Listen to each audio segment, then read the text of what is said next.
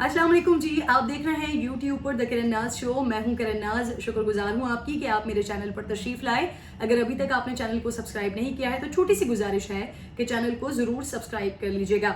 एक और दानिशवर लुंडे के लिबरल वो फिर हमारे सामने आ गए हैं और फिर उन्होंने हमारी तालीमात पर या हमारे कल्चर पर क्वेश्चन मार्क लगाने की कोशिश की है। अजीबो गरीब फरसूदा गुफ्तगू और बातें करने की कोशिश की है। मैं बात कर रही हूँ परवेज़ हूद भाई की, जो कि अपने आप में बड़े दानिश्वर हैं, अपने आप में बड़े मुफक्किर हैं, अपने आप में बड़े प्रोफेसर हैं। वैसे हम सब पर लाजिम है कि उस्ताद की इज्जत की जाए, लेकिन ऐसा शख्स जो उस्ताद हो, सालों सालों उसने लोगों को पढ़ाया हो और ख़ुद उसका अपना दिमाग, अपनी जहनियत, अपनी सोच इतनी सतही हो, कैसे उसकी इज्जत की जा सकती है। और फिर जब बात आ जाए कि हमारे इक़दार को जो चैलेंज करने की कोशिश करे, जो हमारे इक़दार पर क्वेश्चन मार्क करने की कोशिश करे, तो उसकी इज्जत कहाँ बनती है भला?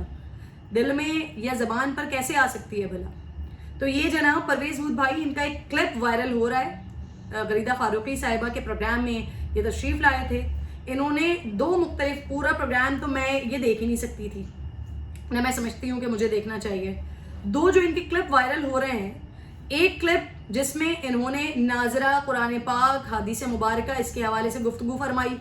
दूसरा क्लिप जिसमें उन्होंने हिजाब के हवाले से गुफ्तगू फरमाई। तरस आ रहा है मुझे उन ख़वातीन पर जो इनकी शागिर्द रही हैं, पढ़ती रही हैं, मतलब अपनी ज़ाती पसंदीदगी नापसंदीदगी की भेंट यकीनन उन्होंने अपने स्टूडेंट्स को चढ़ाया है, जिसमें वो कह रहे हैं कि जी पहले तो कम हुआ करती थी, अब ज़्यादा होती हैं हिजाब में ख़वातीन, और वो झिझकती हैं, वो सवाल नहीं कर पाती।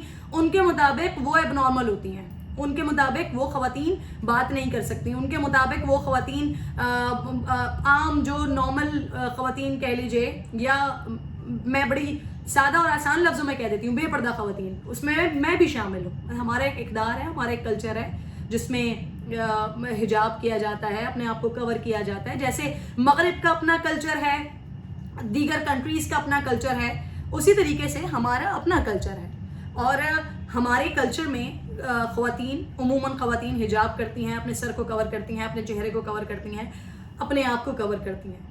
उस पर ये हूद भाई साहब फरमाते हैं कि एबनॉर्मल हैं वो ख़वातीन, या वो नॉर्मल लोगों की तरह की उनकी सलाहियतें नहीं होती। तो भाई इनको अपनी काउंसलिंग की ज़रूरत है, या फिर इनको ज़रूरत है कि ये ज़रा उन ख़वातीन को देखें जो आपसे बहुत आगे हैं, जो ज़हनी सलाहियतों में शायद हम जैसे ख़वातीन से भी बहुत आगे हैं, जो प्रोफेसर्स भी हैं, डॉक्टर्स भी हैं, यूनिवर्सिटी में लेक्चरर्स भी हैं, वो जहाज़ भी उड़ा रही हैं, वो बड़े बड़े काम कर रही हैं, और परवेज़ हूद भाई के मुताबिक वो झिझकती हैं, वो एबनॉर्मल औरतें हैं। फिर उसके बाद यही शख्स जो कि तालीम के हवाले से बात कर रहा है कि जी बच्चों के लिए मैथ, साइंस, इंग्लिश, ये सारे सब्जेक्ट ज़रूरी होते हैं, ये उनको होना चाहिए, और कुरान पाक की तालीमात, अरबी की तालीमात, नाजरा पढ़ाने की तालीमात, कुरान पाक के मायना पढ़ाने की तालीमात, ये जो है वो बच्चे के ऊपर प्रेशर डालना है।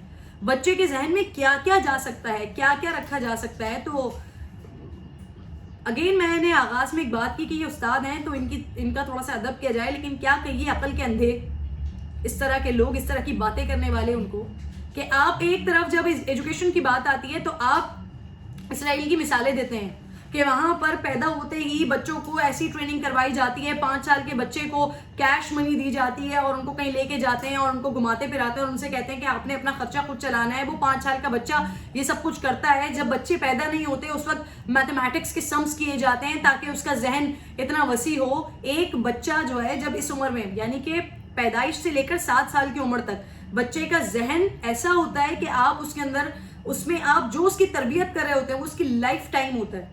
450 ज़बानें एक बच्चा इस उम्र में सीख सकता है, इतना ज़हीन होता है, इतना उसका खुला हुआ और कच्चा दिमाग होता है कि जिसकी बेहतरीन तरबियत की जा सकती है। 450 ज़बानें कोई ये छोटी मोटी बात नहीं है, 450 ज़बानें एक बच्चे को सिखाई जा सकती हैं। तो जहाँ पर बात दीन की आती है तो इससे अंदाज़ा ये होता है कि मसला आपको किसी और चीज़ से नहीं है, कीड़ा आपको दीन के मामलात पे काटता है, परेशानी आपको दीन के मामलात पे होती है। कभी आप दीन के मामले पर ये हिजाब पर तनकीद कर देते हैं, कभी आप दीन के मामलात पर ये कुरान करीम की के तर्जमे पर, حدیث مبارکہ پر، تفسیر پر، اس پہ آپ تنقید کر رہے ہیں کہ جی یہ بچے کے اوپر پریشر ڈالا جائے گا. For your kind information mister ہود بھائی، جب بچہ جو کہ اس کلچر کا، پاکستان کا اور اسلامی جمہوریہ پاکستان کا حصہ ہے، جب اس کو قرآن پاک کی تفسیر بتائی جائے گی، جب اسے ترجمہ بتایا جائے گا، تو بیسکلی اس کے اوپر پریشر نہیں ڈالا جائے گا، اس کو زندگی گزارنے کے سنہرے اصول بتائے جائیں گے. دین اسلام کتنا خوبصورت مذہب ہے، کتنی خوبصورتی کے ساتھ ایک پورا آپ کا ضابطۂ حیات ہے قرآن مجید. تو اس میں کوئی رٹے نہیں لگوانے ہیں، یہ سمجھانا ہے، یہ بچوں کے ذہنوں میں سمجھا کر ڈالنا ہے. حدیث مبارکہ آقا علیہ الصلوۃ والسلام نے جو کچھ فرمایا ہے، جو کچھ ہمارے لیے ضابطۂ اخلاق کمپلیٹ ایک دے دیا ہے، وہ بچے کو سکھانا ہے، وہ بتانا. اس کو آپ کہہ رہے ہیں کہ بچے کے اوپر پریشر ڈالنا ہے.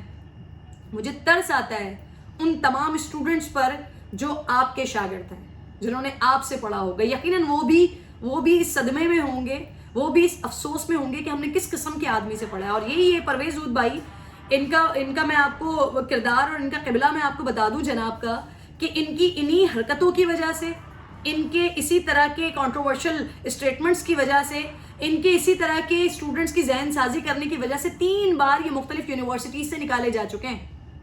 یہ باہر سے پڑھ کر آئے پاکستان، یہاں پر آ کر یونیورسٹیز میں پڑھا رہے ہیں. سوچیے کوئی شخص باہر سے پڑھ کر آیا، اس کو باہر اچھی جاب مل سکتی ہے، لیکن وہ پاکستان آیا، پاکستان آ کر جب بچوں کو پڑھا رہا ہے، پاکستان کے اسٹوڈنٹس کو تیار کر رہا ہے، تو یہ تو ہمارے لیے بڑی فخر کی بات ہونی چاہیے. لیکن سوچیے ایک شخص کے عزائم کیا ہیں، وہ ہمارے اسٹوڈنٹس کے، ہمارے بچوں کے ذہنوں میں کیا ڈالنا چاہ رہا ہے، کس قسم کی باتیں ڈالنا چاہ رہا ہے. تو پھر جب آپ کسی ٹی وی چینل پر آتے ہیں، ٹی وی چینل پر آ کے جب آپ اس طرح کی بات کرتے ہیں، تو اللہ کا لاکھ لاکھ شکر ہے کہ آپ ایکسپوز ہوتے ہیں. لوگوں کو پتہ چلتا ہے کہ آپ بیسکلی کس مقصد کے تحت کیا لوگوں کے ذہنوں میں ڈالنا چاہ رہے ہیں، کس مقصد کے تحت آپ کام کر رہے ہیں.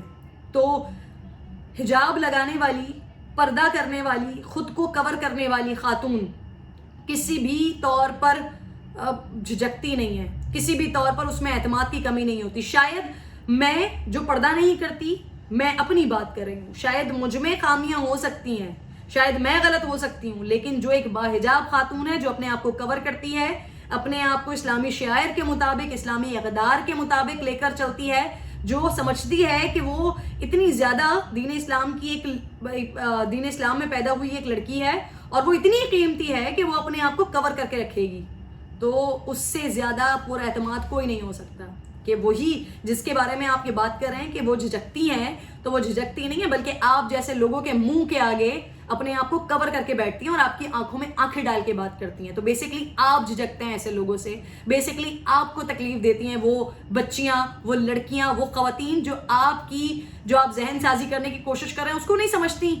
وہ وہی کر رہی ہیں جو ان کے گھر کی تربیت ہوئی، جو ان کا اقدار ہے، جو ان کے اسلامی شاعر ہیں، جو وہ سمجھتی ہیں کہ یہ بہتر ہے.